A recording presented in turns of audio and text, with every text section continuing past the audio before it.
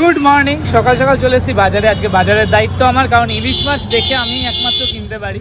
তো কী কী টিপস, মানে কীভাবে ইলিশ মাছ ভালো হয়, কীভাবে কিনতে হয়, সেটা সবটা থাকবে আজকের ব্লগে। তো চলো দেখি বাজারে আদৌ ভালো পাই কিনা। ইলিশ মাছ না পেলে অন্য অপশান আছে, অন্য কিছু নিয়ে যেতে হবে। আলটিমেট কী পাই সেটা বাজারে গেলে বোঝা যাবে।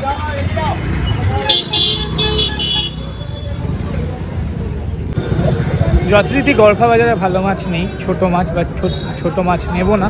পাল বাজারে একবার ট্রাই করি। পেলাম তো পেলাম, না পেলাম না।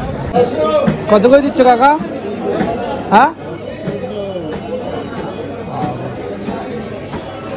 কত হবে? কত একই দাম? কত কেজি হবে এটা?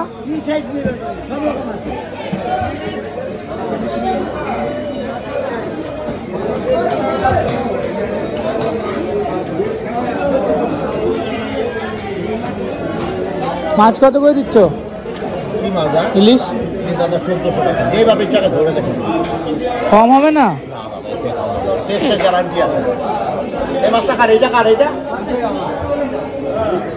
খাবো কি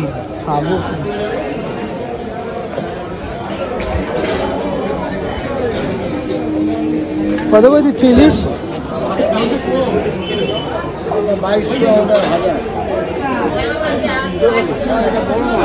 2200 জানি হবে কত না, এই কম করো। হ্যাঁ, এরকম করো, সেটা তো জানি।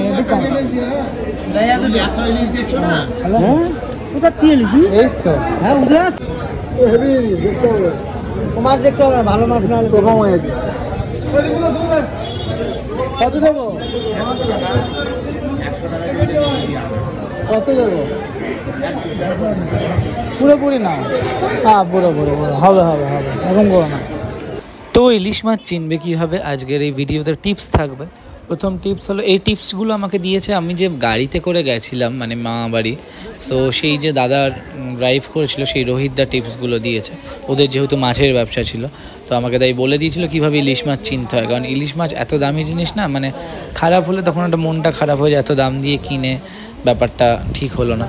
তো ইলিশ মাছ সবসময় চিনতে হয়। ইলিশ মাছের চোখ যদি লালচে হয়ে যায়, তো সেই মাছ কিন্তু বাসি, এবং সেটা ভালো হয় না, সেটা পচা মাছ। এবং ইলিশ মাছের গায়েও সবসময় দেখবে একটা লালচে যদি আভা থাকে, যেমন এই কাকার মাছের ক্ষেত্রে প্রথম দিকে দেখছিলাম লালচে আভা ছিল। তো সেই লালচে আভা থাকা মানেই কিন্তু মাছগুলো মানে স্টোরেজের, ঠিক আছে। একদম সাদা যেটা হবে সেটাই কিন্তু অরিজিনাল, মানে ফ্রেশ কেমন। এবং হাত দিয়ে দেখতে হবে, যদি নরম হলে বোঝা যায়। এবং আরেকটা টিপস বলি, ইলিশ মাছে নুন মারা থাকে। নুন মারা থাকে মানে অনেক সময় মাছটা নষ্ট হয়ে গেলে ওরা নুন জলে চুবিয়ে শক্ত করে আবার বিক্রি করে। তো সেইটা তোমার একটু আঙ্গুল দিয়ে সেটা জিভে ঠেকিয়ে দেখতে হয় যে সেটা নুন মারা আছে কি না, তাহলেই বুঝতে পারবে। আর আরও একটা টিপস দিচ্ছি, ইলিশ মাছ যত চওড়া হবে, অর্থাৎ ইলিশ মাছের পেটি যত চওড়া হবে, মাথা যত সরু হবে, বেসিক্যালি পেটিটা, এটা আমি বাবার থেকে শুনেছিলাম, মাছ কিন্তু তত ভালো হয়, কেমন। আর সত্যি কথা বিশ্বাস করো, এত দামি মাছ ডেফিনেটলি গায়ে তো লাগেই। 1400 টাকা দাম নিল মাছটার, এবং মোটে কয়েকটা পিস হলো। তো তাই ভালো দেখে কিনতে হয়। তো মাছ কেনা ডান। এবার সবজি কিছু কেনা বাকি আছে। মা বলেছিল উচ্ছে লঙ্কা ফঙ্কা নিতে। মামা যেহেতু এসছে, মামা উচ্ছে খায়, উচ্ছে ভাতে, তো উচ্ছে ফুচ্ছে নিলাম। আর 1400 টাকার মাছ কেনা হলো, ভাবা যায়। মা বলেছিল 1000 টাকার মধ্যে কিনতে, বাট হয় না, বাজারে আসলে হয় না সেইভাবে দাম দেখে কেনা। তো তাই হয়ে গেল, দেখলাম মাছটা ভালো লাগলো, তাই মাছ নেওয়া ডান। প্রচণ্ড দাম মাছটা ভালো হয়েছে। এই হলো ইলিশ মাছ। এই ইলিশ মাছটা আনা হয়েছিল, দেখা যাচ্ছে না, এই যে ইলিশ মাছ, হ্যাঁ দেখা যাচ্ছে না। ইলিশ মাছের পাতুরি হয়েছিল কলা পাতায় দিয়ে, আর সেটা মিস করে গেছি রান্নাটা দেখাতে। আর এই হলো ভাত, মানে ইলিশ মাছ। আর কেমন খেলে গো?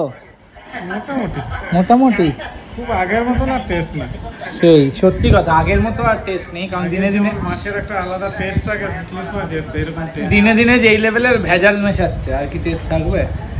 বাট তাও বছরে একবার খেতে হবে। 1400 টাকার মাছ, মানে 200 টাকা 200 গ্রাম ওজনের ইলিশ মাছ আর কত টেস্ট হবে?